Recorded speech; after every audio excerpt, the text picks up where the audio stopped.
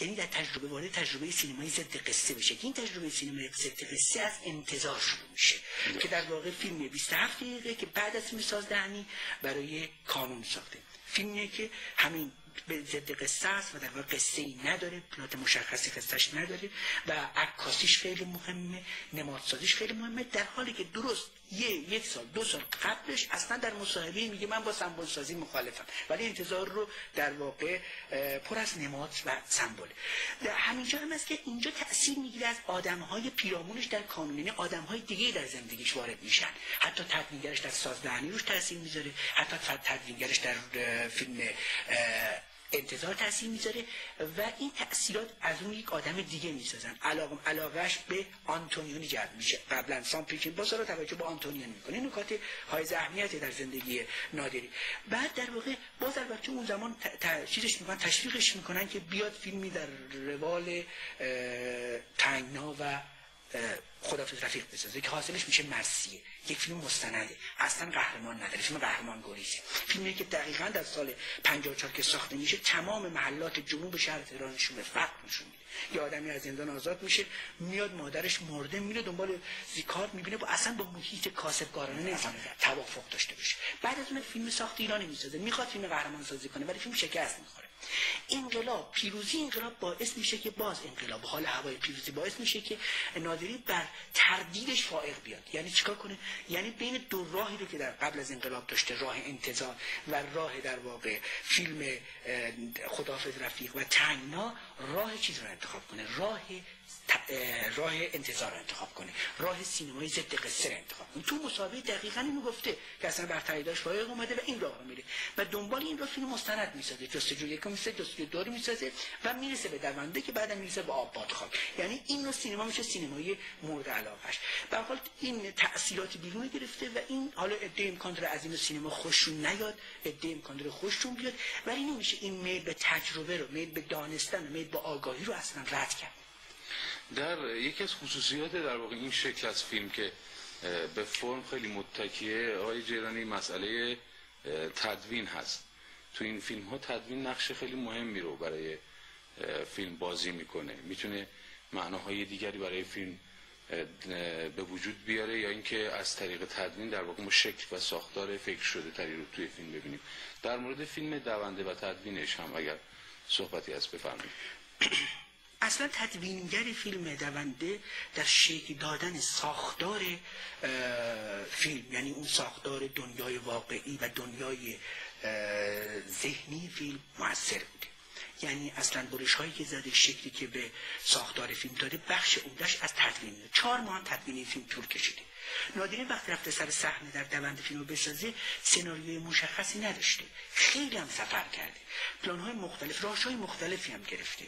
یعنی در واقع سر صحنه خیلی چیزا براش درست شده. سر صحنه مثلا لنج شکسته رو به عنوان منزل در واقع امیر رو انتخاب کرده، از قبل چیز نداشته، نوشته نداشته. به همین دلیل فیلم اومده رو میز تدوین. این ساختار، این مسائل از حاصل همفکری در اومده. البته نادری در تجربه هم چنین ساختار رو دنبال میکرده، ولی حالا اینو میاد با همکاری تدوینگری که اصلا معرفش و مشخصش این نوع ساختاره، فیلم رو شکل میده. شما اگه نگاه کنید یک صحنه بسیار اساسی در فیلم وجود داره، صحنه‌ای که در واقع الفبا رو قهرمان فیلم میآموزه. این صحنه از 14 برش داره و یک برش اساسی تو این صحنه وجود داره، برشی که معلم جلوی کلاس داره در واقع درس میده، الفبا رو میآموزه و شاگرد، یعنی در واقع امیرو، رو به دوربین پشت با معلم داره حرکت میکنه. الفبا یک تصویر غیر واقعیه و این ضرب و ریتم خوبی که مونتاژ شدن، معلومه که این از تدوینگر میاد قضیهش. این نکته اساسیه. به شکل بررسی فیلم هست توی محیط هایی که فرق درش وجود داره. عده‌ای هم که با این شکل از فیلم مخالف هستن اشاره میکنن که این نشان دادن فرق و تکیه بر محرومیت ها توی این فیلم راه به کجا میبره. البته در فیلمی مثل دونده که در واقع شرایط محیط رو که در قبل از انقلاب ما هست میگذره نشون میده، ولی حرکت قهرمان فیلم برای دستیابی به موقعیت بهتر توجه ما رو در واقع از روی تأثیر اون شرایط تیره میگیره. در این مورد هم اگر صحبتی دارید شما بفرمایید.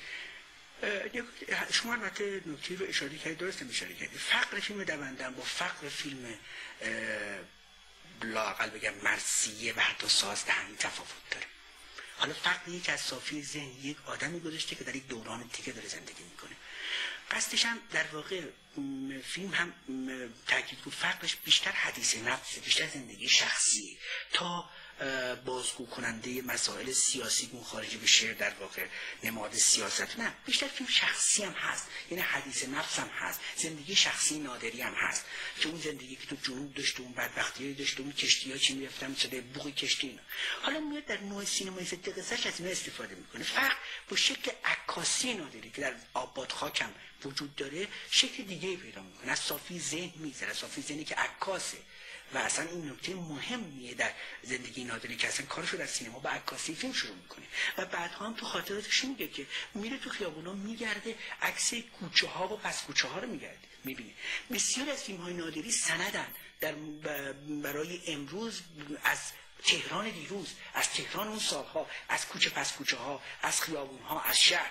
و نادری اینو از عکاسی میگیره. بنابراین این عکاسی باعث میشه که فقر یه جور دیگه بشه. فقر اون چیز آزاردهنده مرثیه نشه، فقر اون شکل آزاردهنده فیلم سازدهنی نشه.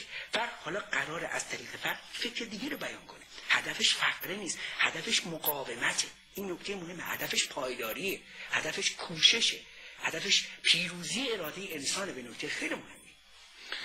خیلی متشکرم آقای جیرانی از توضیحتون. اگر توضیح هست که به عنوان صحبت انتهایی می‌خواید بفرمایید خواهش می‌کنم دیگه چیزی نمی‌دونم.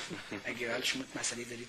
نه، متشکرم از حضور جناب علی در برنامه امشب سینمای اندیشه. از شما بینندگان عزیز هم که به برنامه امشب متوجه کردید تشکر می‌کنم. شما رو تا هفته بعد و برنامه دیگر به خدای بزرگ می‌سپارم. شب خوش، خدا نگهدار.